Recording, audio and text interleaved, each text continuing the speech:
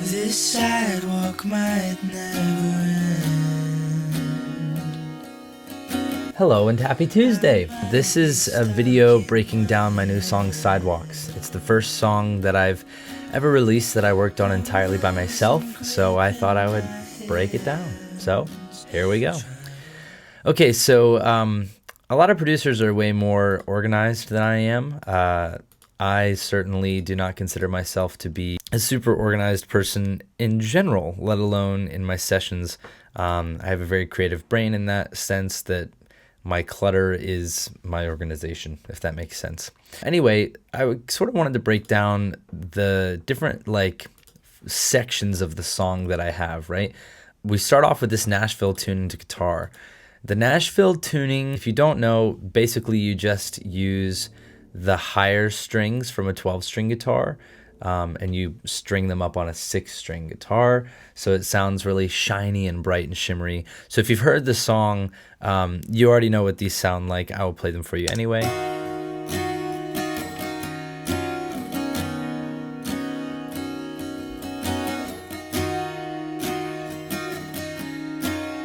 So those go through the whole song. That is the instrument that I wrote the song on. I tend to lean that way as a writer. Some writers will write on guitar or piano or whatever, and then when they get to the studio, they sort of start from scratch when it comes to building the instrumental.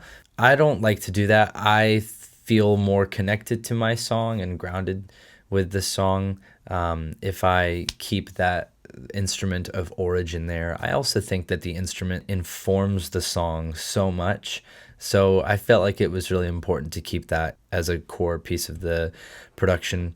The next thing I want to show you is these chime things. This was like a sample that I think I found in Logic, honestly. For you naysayers out there, it's okay to use things that are stock, because they still sound good sometimes. So what I did was I put this in the correct key, did a little bit of EQ, and then I put a little bit of reverb, like a short-ish reverb. They already had some on there, but I put another one on there to kind of muddy it up a little more. It just wanted it to feel a little more warped for the song. It sounds like this.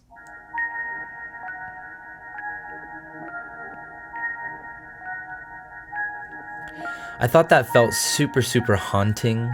I thought it had a lot of suspense underneath it, and that was a big part of what I was trying to build as I was making the production for this. So I was really excited when I found that sound, and I ended up incorporating it again later in the second verse of the song. I should have ducked for cover. I always saw it coming. You never loved me easy. Booked 100 flights for nothing. What will I do now? I felt like it's just such a nice tonal piece, and it was also cool to have that call back in that verse after having heard it before. Something that I was really proud of in this song, I have this whole folder down here called Transition Glitch. Essentially what happened was, as I was listening to the guitar part that I recorded, making sure that it was clean and everything, I heard this little bit of audio.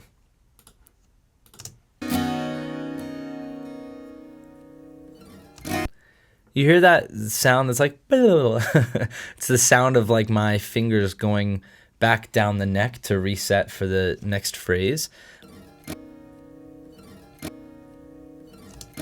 I thought that was super cool, and at first I didn't like it, to be honest. I thought I maybe needed to cut it, clean it out, re-record that part. I ended up thinking, wait, that's actually kind of sick and I can use that. So I took that sound and I did a bunch of really weird stuff to it.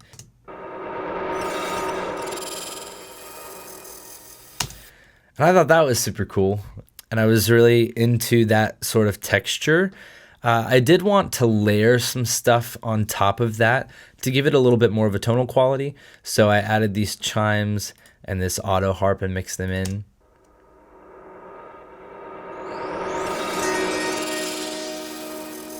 And now you have that sort of glitchy delay thing coming out of the harp and the chimes, and it creates a deeper texture, which I thought was really sweet. And in context, Is Jesus saving you now? Just sort of like opens the floodgates a little bit. There's nothing else going on in this song up until that point. Like there's no other instrumentation other than the vocal and the guitars.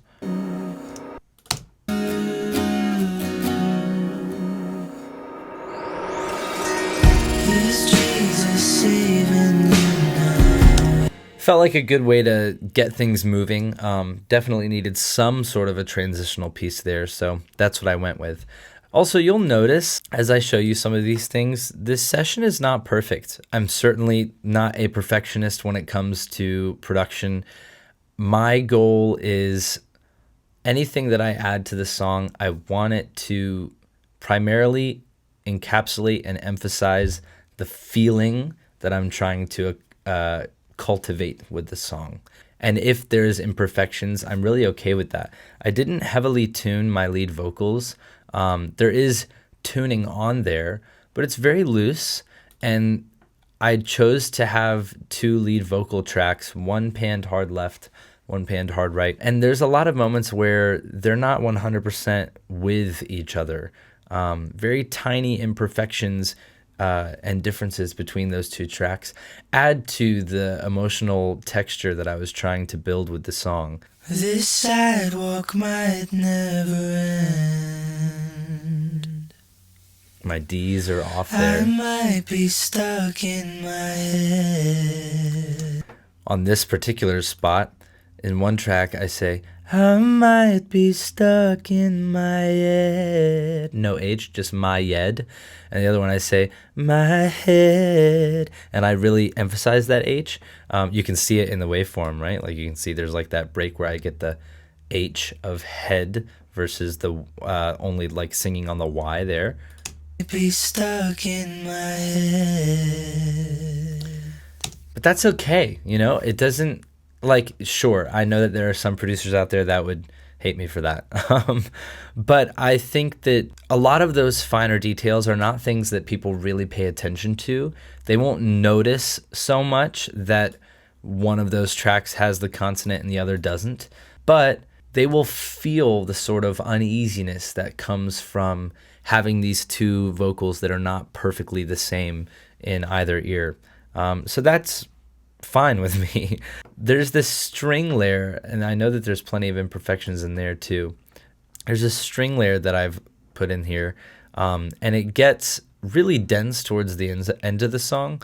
At first, it's just chords, basically, block chords.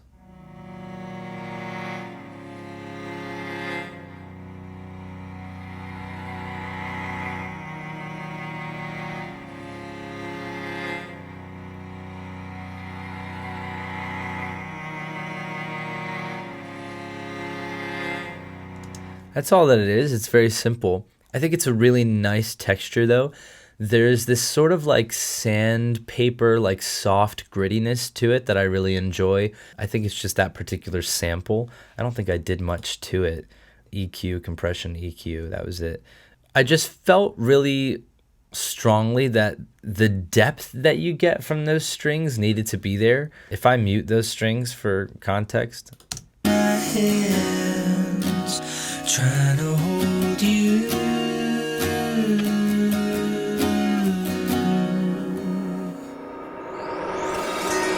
Is Jesus saving you now? Is Jesus saving? I'll take them back in.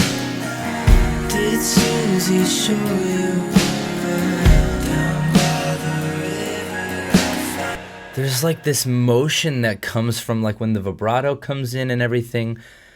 And it's subtle, right? It's not like super overwhelming. I don't have them mixed in really loudly per se, but the impact is still there. Is Jesus saving you now? Is Jesus saving you now? So yeah, I really like that. Now when the layers come in later in the song, there's this particular layer that I put on top. I called it ice crystals.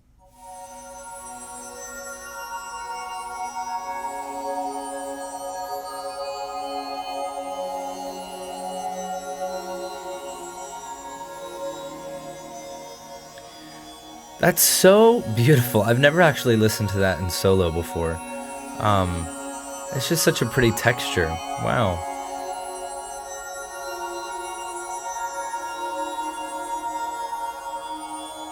Something that I really like about that track, there's this school of thought that I've sort of been leaning into lately as a producer, and it's that not everything in your mix should be pretty or beautiful. Like, there needs to be contrast and balance so that you know when something is really pretty. I think this is a really beautiful example of that balance within one track, right?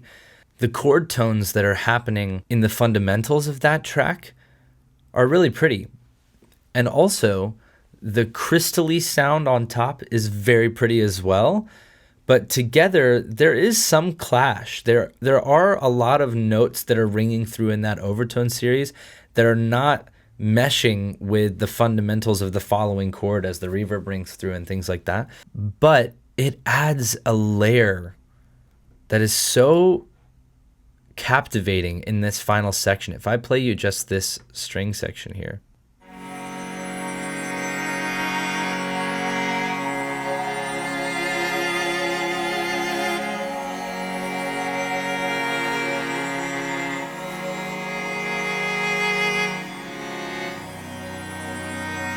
That's so pretty.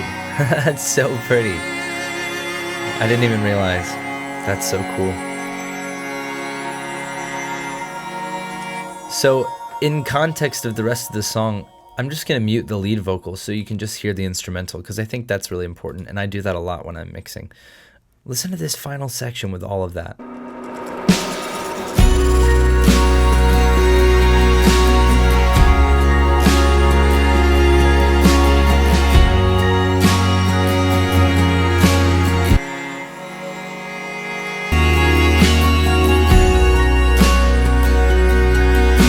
If I mute it, what? It's like the whole bottom drops out. There's no, oh my gosh, you don't even realize how huge that texture is. Like, going from solo of that folder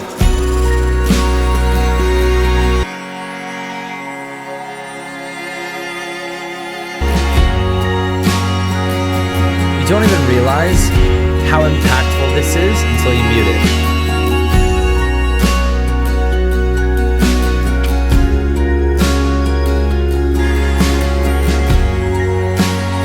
Wow, that's so cool. I never realized that. Wow, that's so cool. I literally made this and I never realized how impactful that was. I played and recorded every single instrument in this song, including the trumpet. If you don't know, I used to play trumpet as a kid. I took like 2 lessons. It's as far as I ever got. And it sounds like this.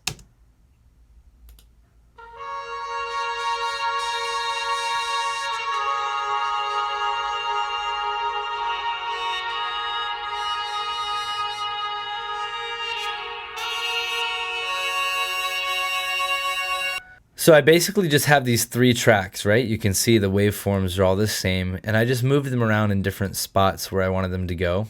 But they have a huge impact on how that last chorus feels like a climax.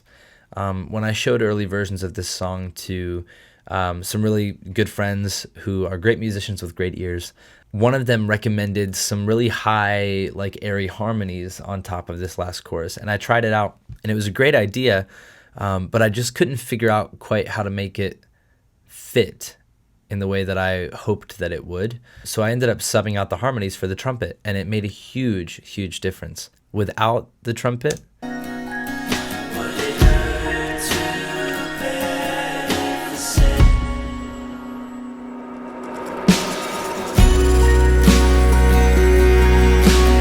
already in the last chorus, and it feels good. But this is a lot like what the previous chorus sounded like. And it needed something to open up that top end and make you feel like it was really free. So I added in that trumpet. And that trumpet on the downbeat really makes a difference.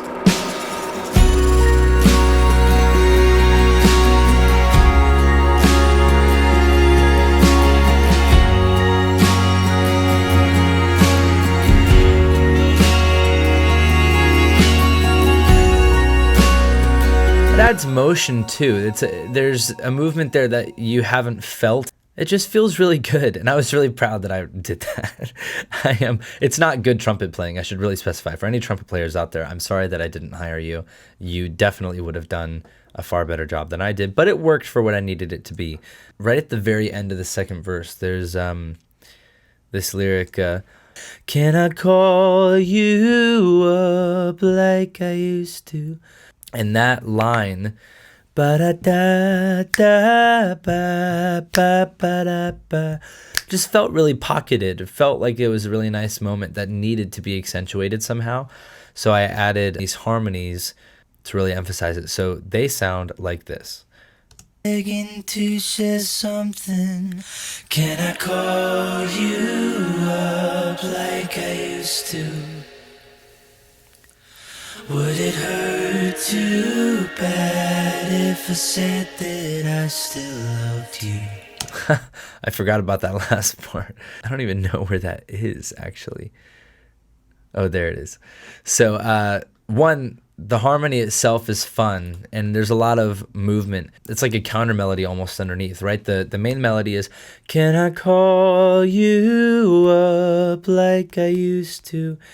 And then the harmony has this counter movement. Can I call you up like I used to? And it feels like you're sort of like falling into this like repetitive train of thought, which I was really into. So just the harmony is this. Can I call you up like I used to? And it does it again here. Would it hurt too bad if I said? Originally, you can see I had finished out the line, but I really wanted that I still loved you to sit in a place of its own as the lead vocal. And I wanted it to feel like everything sort of dropped out to emphasize when everything comes back in the next phrase. One thing I did add, which I forgot that I added, was this falsetto line. On the last chorus, there's a full phrase of falsetto going over top the melody.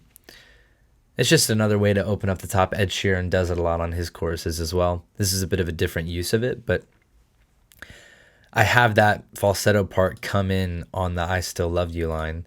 Sounds like this. Too bad if I said that I still loved you.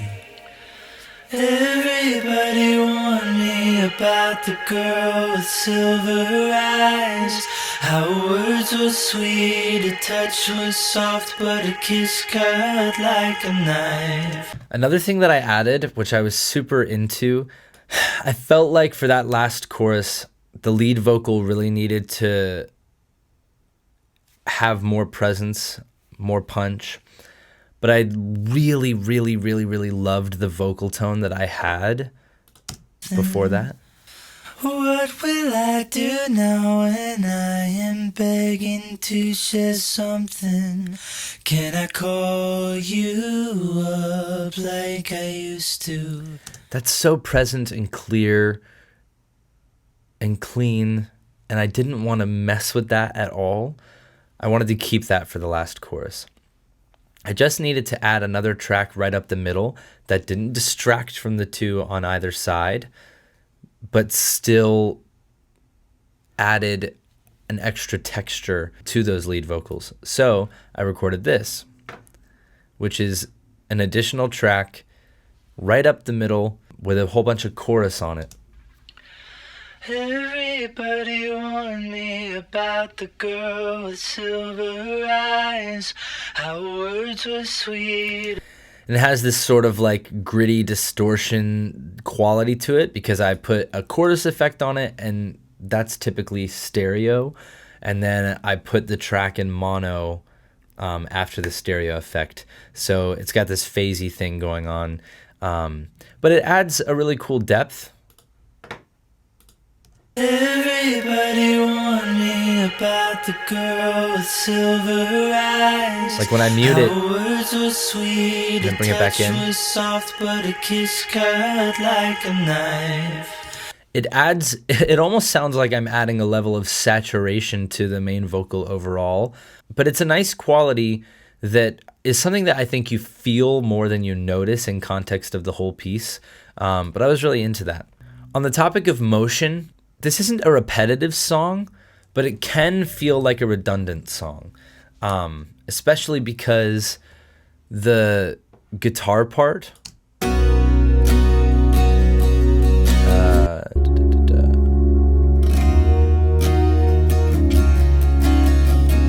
The guitar part is mostly the same throughout, and also the song as a whole has this sort of like drony feeling to it, like the drums being very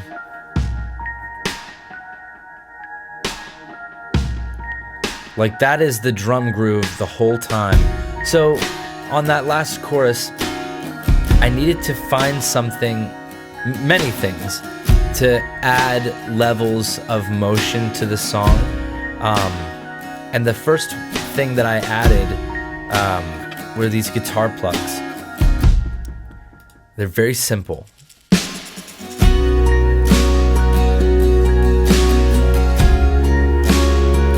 Very, very simple. There's not a whole lot to them. They're compressed to living hell. But I didn't care as much about the tone that I was getting out of them. I cared more just about hearing that motion cut through.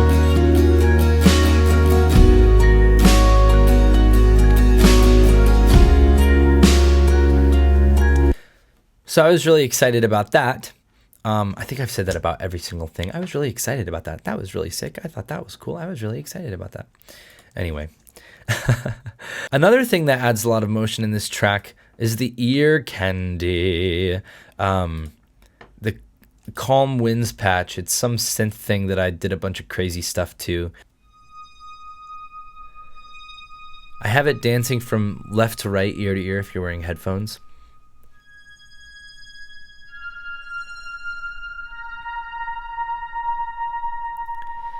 And that, I mean, it's sparse. It's not super intrusive. If you listen to it in context, though, that particular moment. I should have ducked for cover. I always saw it coming. You never loved me easy. Booked 100 flights for nothing. What will I do now when I am begging to share some? It's so small, but without that, it can feel really boring in that section. I should have ducked for cover. I always saw it coming. You never loved me easy. Booked 100. Like, by the time you've gotten to this point, there's nothing interesting happening in the song that you haven't already heard or experienced, right? I'm a big believer in giving the ears something fresh every opportunity you get. So I added that in, and then I also kept as well this. That little ba-ba-ba. It sort of just is like a pickup into that downbeat that I felt like it's one of those things, again, you feel more than you notice. We booked 100 flights for nothing. What will I do now? You know, it sets where that downbeat is a little bit clearer for the listener coming into it. 100 flights for nothing. What will I do now? That's nice. It works. Booked But 100 I prefer this. flights for nothing. What will I Like do that sets now a clear structure for the ears before you even get to that moment. Anyway, I think that's my song. I think that's all that I have to share with you. Thanks for breaking it down with me. And if you haven't already listened to it and liked it and saved it, I would appreciate it. Anyway, thank you. Stay hydrated. And as always, happy Tuesday.